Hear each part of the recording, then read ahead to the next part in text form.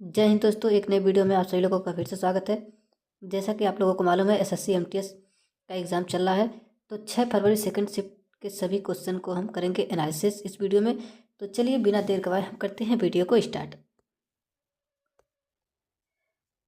हमारा पहला क्वेश्चन था हिंद स्वराज पुस्तक के लेखक कौन है। तो अगर बात हम करते हैं हिंद स्वराज पुस्तक के लेखक, तो महात्मा गांधी हैं। ऑप्शन बी बिल्कुल राइट हो जाएगा।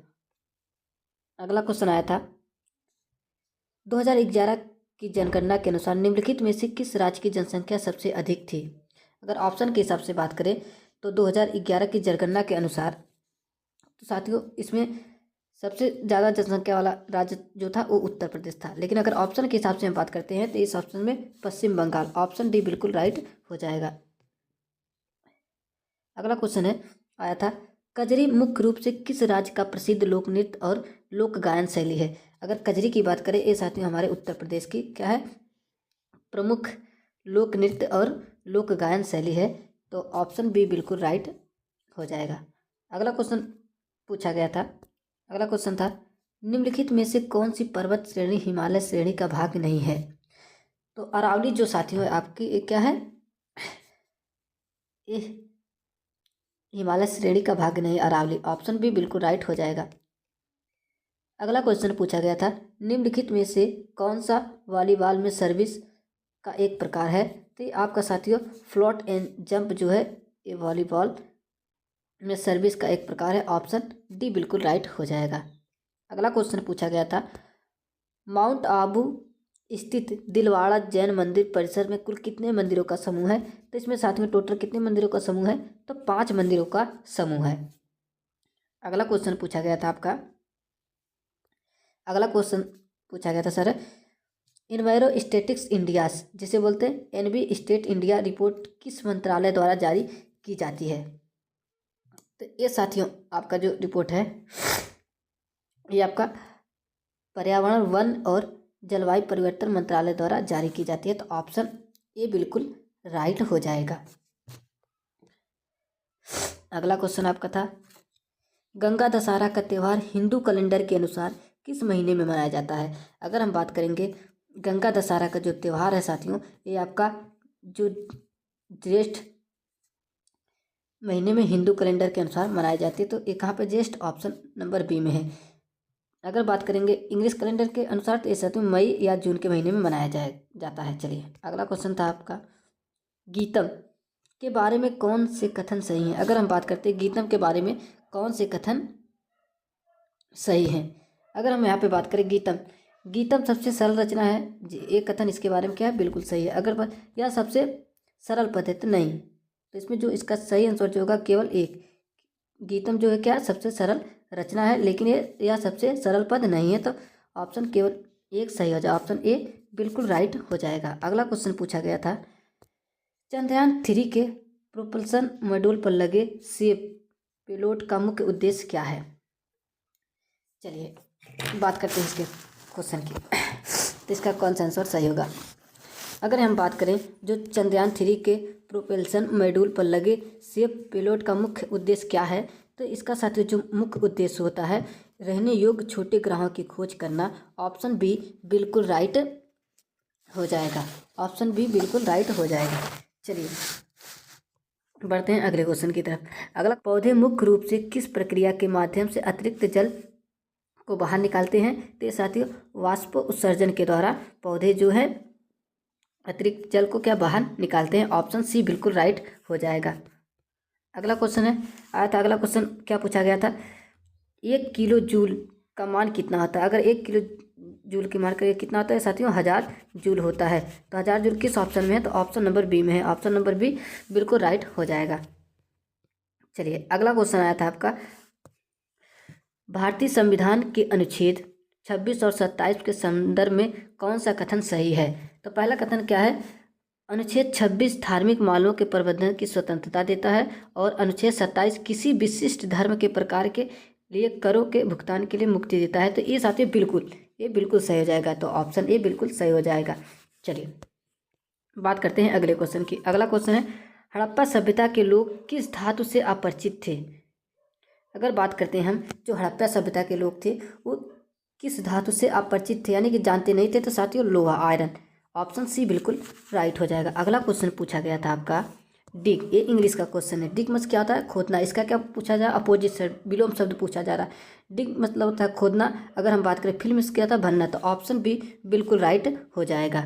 चलिए अब अगला क्वेश्चन क्या पूछा गया था? अगला क्वेश्चन पूछा गया था गेट बैक।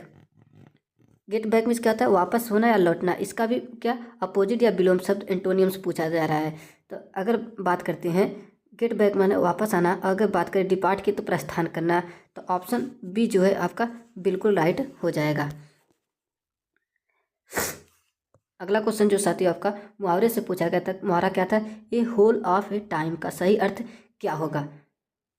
इस मुहावरे का क्या अर्थ होगा? तो अगर हम बात करते हैं इस मुहावरे का जो अर्थ होगा, to enjoy oneself very much, यानी बहुत अधिक आनंद लेना या फिर बहुत मजा करना। तो ऑप्शन बी जो है वो बिल्कुल राइट हो जाएगा। अगला क्वेश्चन पूछा गया था निम्नलिखित में से क्लेप्टोमानिया की सही वर्तनी क्या है? तो जो ये साथियों क्लेप्टोमानिया है, इसका करेक्ट स्पेलिंग क्या होगा? तो इसका करेक्ट स्पेलिंग जो आपका होगा साथियों वो होगा KLE, क्लेप्टोमानिया।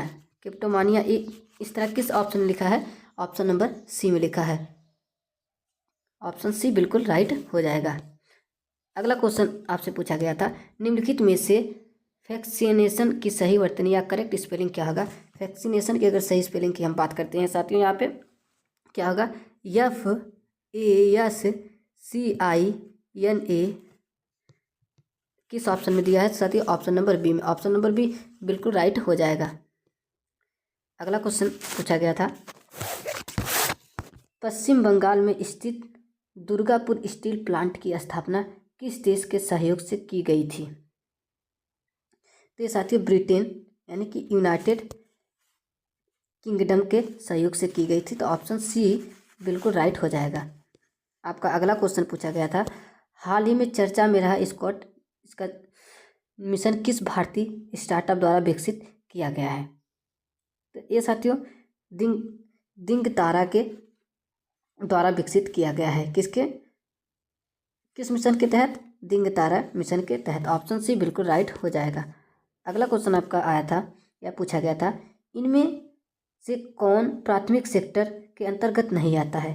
तो अगर हम बात करते हैं प्राथमिक सेक्टर के अंतर्गत कौन आता है, तो बी निवेश जो साथियों आपका है ये प्राथमिक सेक्टर के अंतर्गत नहीं आता है। तो यही आपका बिल्कुल सही आंसर हो जाएगा। अगला क्वेश्चन पूछा गया था, अगला क्वेश्चन है च्वांग जोन जो है नृत्य का संबंध किस भारतीय राज्य से है? जो ये साथियों च्वांग जोन है ये नृत्य जो है ये किस भारतीय राज्य से संबंधित है? तो ये साथियों आपका मिजोरम किस ऑप्शन में? ऑप्शन नंबर सी में है। चलिए अगला क्वेश्चन पूछा गया था उस व्यक्ति को क्या कहा जाता है जिसके पास अपना कर चुकाने या जीवन यापन करने के लिए बिल्कुल धन ना? ये इंग्लिश का क्वेश्चन है। What is a person called who does not have enough money to pay his डेप्ट और बेसिक नीड्स? इसे क्या कहा जाता है? इसे पॉपर कहा जाता है। ऑप्शन ए बिल्कुल राइट हो जाएगा। ये इंग्लिश का क्वेश्चन पूछा गया था। अगला क्वेश्चन जो पूछा गया था बैंक शब्द के दो अलग अलग अर्थ क्या हैं? जीवन यहाँ पे पूछा गया है, ये भी इंग्लिश क्वेश्चन है। What are the two different meaning of the word bank? One of is related to a river. तो साथ ही बैंक मीन्स क्या होता है? एक किनारा होता है। एक बैंक मीन्स क्या होता है? जो रिवर से रिलेटेड है। तो साथियों बैंक मीन्स क्या होता है? किनारा। तो ये किस ऑप्शन में दिया गया है? ये साथियों आपका दिया गया है ऑप्शन नंबर ए, नदी का किनारा और पैसा जमा करने वाली संस्था, a river side and a financial institution. तो ऑप्शन ए बिल्कुल राइट हो जाएगा। अगला क्वेश्चन आपका पूछा गया था व्हेन लव केम कॉलिंग पुस्तक के लेखक या लेखिका कौन है? Who is the author of the book when love came calling? तो इसके जो साथियों क्या है? लेखिका है प्रीति सिन्हा है। प्रीति सिन्हा किस ऑप्शन में? ऑप्शन नंबर बी में है। तो ऑप्शन नंबर बी बिल्कुल राइट हो जाएगा। अगला क्वेश्चन आपके एग्जाम में पूछा गया था भारत के मूल संविधान में समवर्ती सूची में कुल कितने विषय थे? अगर हम बात करते हैं साथियों भारतीय संविधान के समवर्ती सूची में कुल कितने विषय थे? तो ये साथियों आपके 47 थे। कितने थे? 47। 47 किस ऑप्शन में है? ऑप्शन नंबर ए में है।